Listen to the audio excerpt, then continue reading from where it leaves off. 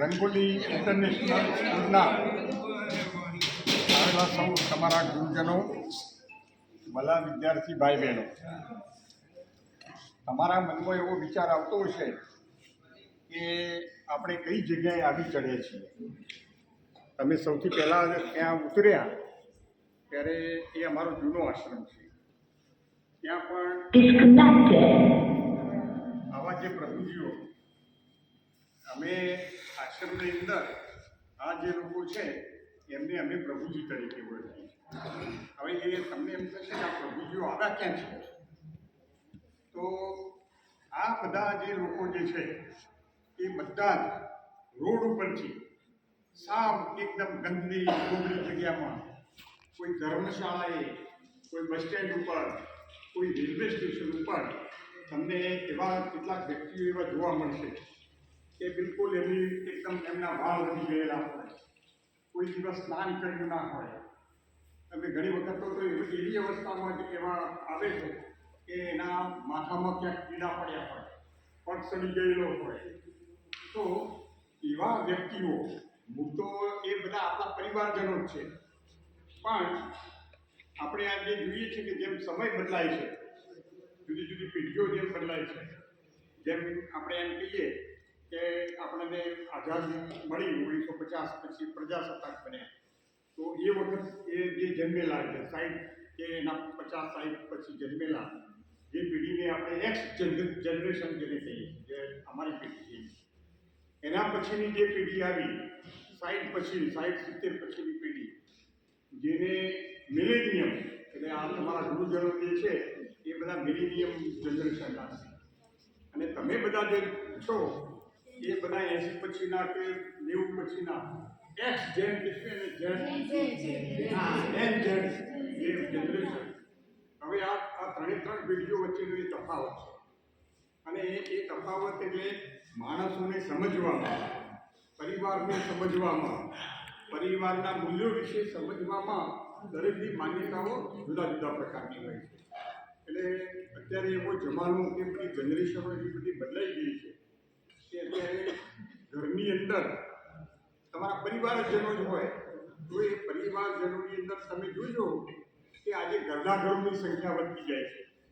માણસ ઘરમાં ઘરડું થાય ત્યારે ઘરડા માણસને એને સાચવવાનું, એની સેવા કરવાનું, કે ગંદુ થયું હોય, એને કંઈક બીમાર હાલતમાં રહેતું હોય તો પરિવારજનોને આજે કોઈને કંઈ ગમતું નથી. તો એવા જ વ્યક્તિઓ જે છે એ પરિવારની અંદરથી એ જુદા જુદા કારણોસર, કોઈ આર્થિક કારણો હોય, કોઈ ઝઘડાઓ કેવું થતું હોય, કોઈ મિલકતોની કેવી વહેંચણી થતી હોય તો મિલકત પડાવી દીધી હોય, અને પછી આવા વ્યક્તિઓને એ પરિવારજનો જ એમને રોડ ઉપર ફેંકી દે છે.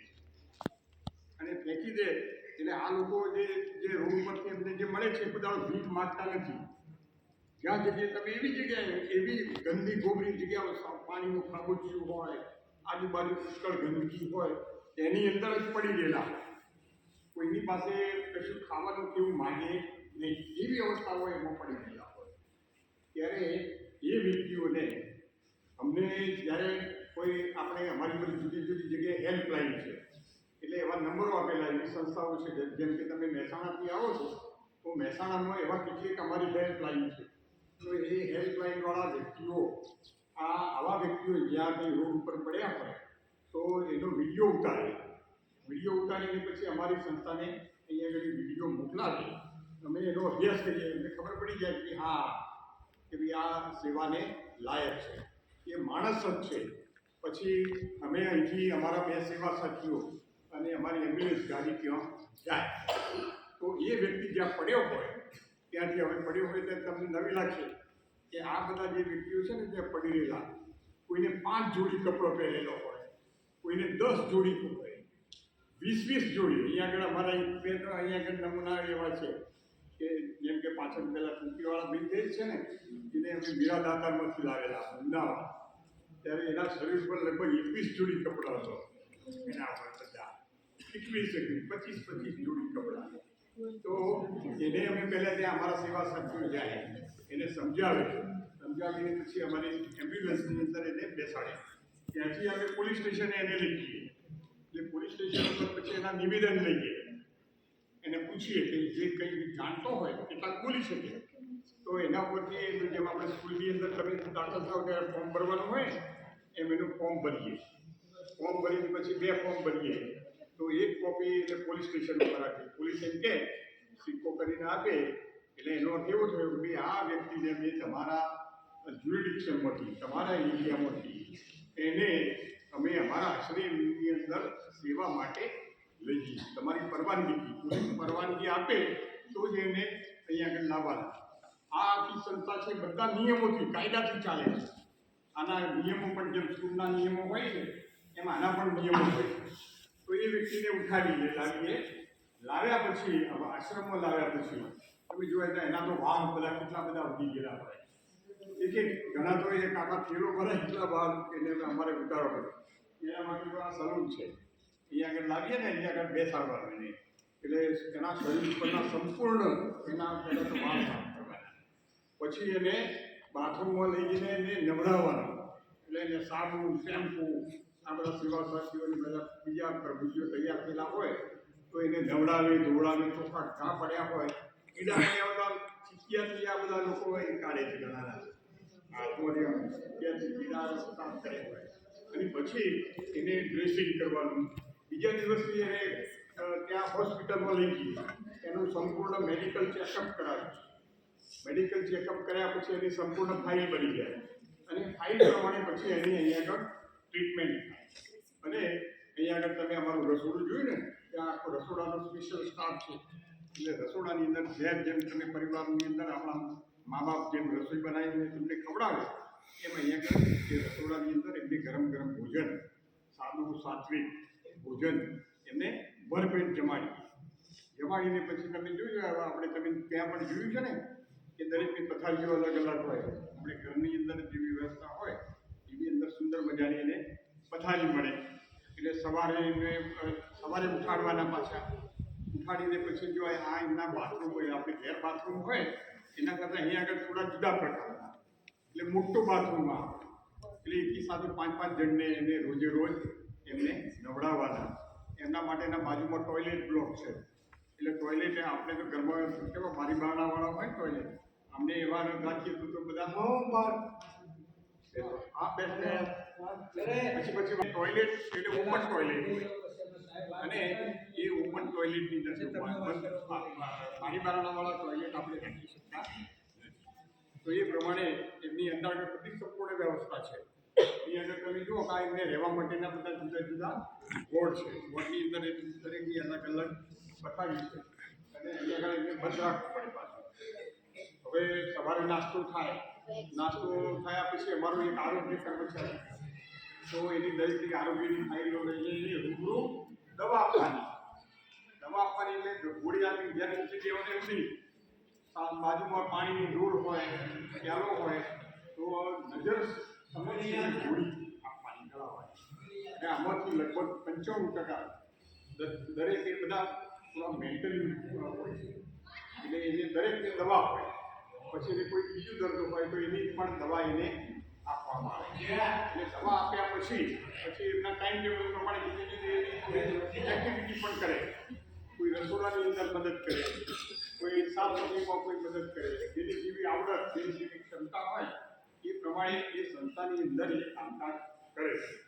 એટલે તમે વિચાર કરો કે આ અમે અહીંયા આગળ આવ્યા તો તમારે એમ સમજવું જોઈએ કે આ બધા તમે કહો કે એની અંદર દરેકમાં કોઈકના કોઈ ટેલેન્ટ તો છે. એટલે ટેલેન્ટ અહીંયા આગળ સામે આપણે લાવ્યા તો એની અંદર ટેલેન્ટ જે પડેલી હોય તો એ વ્યક્ત કરવા માટે અહીંયા આગળ પ્રયત્ન પણ કરે છે. આમાંથી કેટલાક એવા ભણેલા ગણેલા પણ છે, અહીંયા આપણા કરતાં પણ વધારે મોટી ડિગ્રીવાળા પણ છે. અહીંયા આગળ અમારે તો એક એરફોર્સનું જવાન છે, એ કેમિકલ એન્જિનિયર છે અને એનું હિમાચલ પ્રદેશમાં જ્યાં આપણું એરફોર્સનું સ્ટેશન છે ત્યાં આગળ એને નોકરી હતી, ત્યાં નોકરી કરતો હતો. હવે એટલો બધો ઇન્ટેલિજન્ટ છે કે એ અત્યારે છે ને એને ટાઈમ્સ ઓફ ઇન્ડિયા પેપર વાંચવા જઈએ. અંગ્રેજીનું એટલું બધું જ્ઞાન છે. મારે કંઈ પ્રશ્ન પૂછવો હોય ને હું એને એટલે આનો અંગ્રેજી બોલી જાય તો તરત જ બોલી જાય. ગુજરાતી કરવું હોય તો કરી દે. એટલું બધું એ અંગ્રેજી સમજે છે. પણ વધારે જો બુદ્ધિશક્તિ પણ વધારે હોય ત્યારે પણ ઘણી વખતે કેટલાક એટલે ઓવર જેને કહેવાય એવરીથિંગ એક્સેસ ઇઝ પોઈઝન જેવું છે જીવનમાં પણ કોઈને વધારે બુદ્ધિશાળી હોય એ પણ બધું નકામું છે. એટલે એના કારણે કોઈ સ્પર્ધા અને કે એવાના કારણે એની પસંદગી નહીં થઈ હોય બીજા કોઈની થઈ તો એમાંથી એનું થોડું માઇન્ડ ડાયવર્ટ હોય છે. અને ડાયવર્ટ થઈ ગયું એટલે એ ઊંઝાની અંદર પડતો 10 વર્ષ સુધી પડતો ત્યારે કોઈ જોડે જઈ શકે નહીં. એટલો બધો એવા બિહામો લાગે. અહીંયા આગળ લાવીને એની જટા ઉતારી તો એ આખી થેલી ભરાઈ એટલી બધી મોટી. હવે અહીંયા આગળ શાંતિથી રહે છે. તમે જુઓ તો અમારો સામે દરવાજે ત્યાં આગળ ચોકીનું કામ કરે છે સરસ, પણ એકદમ શાંતિથી અહીંયા આગળ રહે છે. એના પણ પરિવારજનો છે. જો પણ હવે આ બધા જે અહીંયા આગળ આવે છે ને તો ઘણી વખતે અમે એમને સાજા કરીને પછી પોલીસ મારફતે કે એનું સરનામું કે બધું શોધીએ અને સરનામું શોધીને એને એની ઘર વાપસી પણ અત્યારે લગભગ 300 જેટલા આવા તૈયાર કરીને 300 જેટલા પ્રભુજીઓને એમના ઘેર વાપી એમને મોકલી આપે છે. હવે ઘણી વખતે કેવું પણ ઘણા બધા હવે પરિવારો પણ એવા બધા વ્યવસ્થા થઈ ગયા છે કે સાજા થયા પછી પોતાના ભાઈને કે પોતાના દીકરાને પણ ઘણા કોઈ સ્વીકારતા એવા બધા કેટલાક પ્રકારના અનુભવો અમને બધાને થાય છે. છતાં પણ આ બધા એ શાંતિથી આ આપણા ઘરનો અર્થ શું કે જ્યાં સુધી એમની પોતાની ઈચ્છા થાય ભલે સાજું થઈ ગયેલો હોય તો જ્યાં સુધી આખી જિંદગી સુધી એની ઈચ્છા હોય ત્યાં સુધી એ આ આપણા ઘરની અંદર રહી શકે. એટલે તમને બધાને પણ જો આપણા પરિવારોની અંદર જુદા જુદા આવા અનુભવ તમે બી ક્યાંક રસ્તામાં કેવું બધું કોઈ જગ્યાએ જતા હોય અને આવા કોઈ વ્યક્તિ જ્યારે પણ તમારી નજરમાં આવે ત્યારે તમે અમારી સંસ્થાનો નંબર લઈ લેવાનો. તો એના મારફતે જો અહીંયા આગળ તમે ફોન કરો તો તરત જ અમારી ગાડી ત્યાં આગળ આવી અને વ્યક્તિને અહીંયા આગળ લાવે. બિચારો દુઃખી ન થાય, કારણ કે ગંદી ગોબરી જગ્યામાં પડી રહ્યો હોય તો એની કોણ અંતિમ સારવાર પણ કોણ કરે, કોણ એને ખવડાવે. તો તમે પણ આની અંદર મદદ કરવી હોય તો એ કરી શકો. હવે અત્યારે તમે જોયું ને કે આ બર્થડેનો કાર્યક્રમ છે એટલે હવે બધો તમારી જે પેઢી છે ને પાછી આમાં ઘણા બધા નવા વિચારો બધા તમારામાં હોય છે. એટલે બર્થડે પાર્ટી માટે તમે જુઓ તો ઘણા બધા પરિવારો મોટા ખર્ચા કરીને હોટલોની અંદર જાય. ત્યારે હવે આ બધી નવી જે જનરેશન છે એની અંદર એવું થાય છે કે ભાઈ આપણે આવા ખર્ચા કરવા એના કરતાં આવા કોઈ આશ્રમોની અંદર આપણે જઈએ, એમની વાતો સાંભળીએ, એમને કંઈક મદદ થતી હોય તો એ આપણે કરીએ. એટલે આવા અહીંયા કેક કોઈ બર્થડેના એવા બધા પ્રોગ્રામ અહીંયા આગળ થતા હોય છે. પછી તમારા માતા પિતાની કોઈ જન્મતિથિ આવતી હોય, કોઈ પુણ્યતિથિ આવતી હોય તો તમે પણ એવું કહી શકો કે ભાઈ મારે આવી જન્મતિથિ કે પુણ્યતિથિ નિમિત્તે આવી કોઈ સંસ્થાને તમે એને જમણવાર કે આપો તો એને જુદી રીતે તમને સંતોષ થાય કે ભાઈ અમે આવા વ્યક્તિઓ માટે બીજો આપણે પૈસો ખર્ચ્યો નહીં પણ આ સંસ્થાને અમે મદદ કરી. એ રીતે તમે પણ ઉપયોગી બની શકો. હવે આ પણ બધું આ નવા જમાનાની અંદર આ બધી વસ્તુઓ પણ આપણે બધી સમજવા જેવી છે. એટલે આ સંસ્થા જે છે ને એ કોઈ બિલ્ડિંગો એવું નથી પણ એક વિચાર છે. એવો વિચાર છે કે ભાઈ આવા આપણે તરછોડાયેલા જેને પરિવારે તરછોડાયેલા છે અને એ તરછોડાયેલા વ્યક્તિઓને આપણે સમજીએ એને કઈ રીતે મદદ કરી શકાય એના વિશેનો વિચાર પણ તમારામાં જાગે. તમે પણ એ વિચારને સમજો તો તમને પણ એમ થાય કે ભાઈ લાવ આપણે બીજા કોઈ ખર્ચા કરતા હોય તો બચાવીએ અને આવી વ્યક્તિઓને આપણે મદદ કરીશું. એવું તમે તમારા વાલીને પણ સમજાવી શકો, તમારા મિત્રોને પણ સમજાવી. હવે તમને એમ પૂછ્યું કે આ આશ્રમ કઈ રીતે એની શરૂઆત આનો ઇતિહાસ એવો છે કે અમારું આ સંસ્થાનું મુખ્ય કેન્દ્ર છે ને રાજસ્થાનમાં ભરતપુર છે. ત્યાં ભારદ્વાજ દંપતીએ છે, બંને પતિ પત્ની ડાક્ટર છે. એ ડાક્ટરે એમને લગ્ન કર્યા પણ એમને કહ્યું કે અમારા કોઈ બાળકો નહીં, અમારે તો આ જે છે આવા વ્યક્તિઓ જેને મદદ કરવા લાયક હોય એ જ અમારા બાળક. એમ કરીને એમને રાજસ્થાનના ભરતપુરમાં આ સંસ્થાની શરૂઆત 2000ની સાલમાં શરૂ કરી. આનો તમે જુઓ તો 5 વર્ષ પહેલાં કેબીસીનો કાર્યક્રમ તમે બધા જુઓ છો ત્યારે અમારે આ સંસ્થાનો કાર્યક્રમ એ કેબીસી ઉપર આવ્યો. અમિતાભ બચ્ચને કાર્યક્રમ કરેલો અને એના એ કાર્યક્રમ પછી તો આખા દેશ અને દુનિયામાં આ સંસ્થાના સમાચારનું પ્રસારણ થયું એટલે ત્યાં પરદેશના માણસો પણ અહીં આગળ આવીને અને મદદ કરવા માટે કંઈક ના કંઈક જુદા જુદા સ્વરૂપે એનો વિચાર એ કરતા હોય. તો રાજસ્થાનની અંદર જે ભરતપુર છે, તો ભરતપુરની અંદર તો બહેનોનો પણ આશ્રમ છે. તો ત્યાં આગળ આવા લગભગ 6,500 પ્રભુજીઓ છે. એમાં 2,000 તો બહેનો છે. હવે બહેનો પણ હવે જો ઘણી વખતે આપણો આ સમાજ કેવો છે કે આવી કોઈ થતી એવી જે બહેનો હોય તો બહેનોનું પણ એવી અવસ્થામાં શોષણ કરેલું.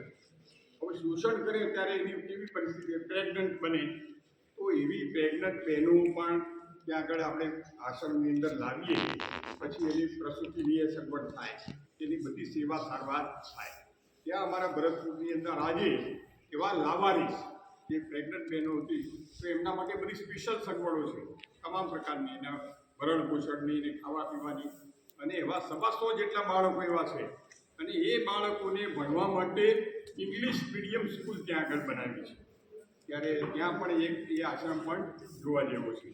એવી આપણી જે લગભગ આપણા ઓલ ઇન્ડિયામાં આવી 66 બ્રાન્ચીસ છે.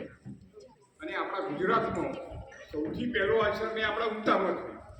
અને ત્યાર પછી આપણો એક આશ્રમ જે બરોડામાં એક આશ્રમ આપણો છે, બીજો એક આશ્રમ છે આપણો ગાંધીનગરમાં છે, અને ત્રીજો એક ચોથો આશ્રમ જે બનાવ્યો એ આપણે વિરમગામમાં, અહીંથી જ આપણા પ્રભુજીઓને લઈને ત્યાં આગળ આશ્રમ બનાવ્યો.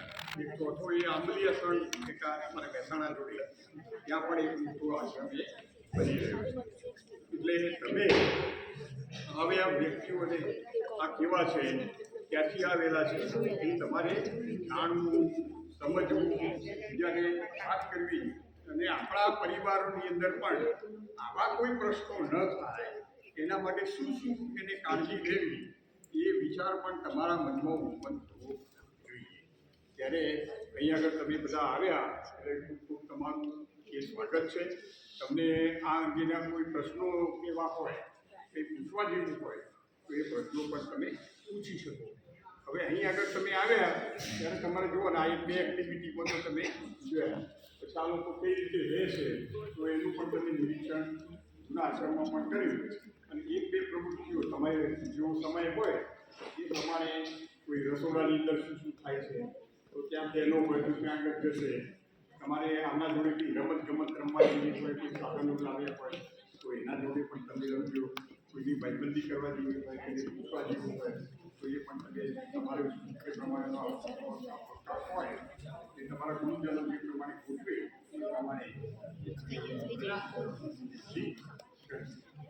હવે અમારી સાજા થયેલા જે છે ને પાછા જો આપણે જઈ શકીએ કે આપણા 50 પ્રવૃત્તિઓ માટે બી એ સરસ એવો રસોડાનો કારીગર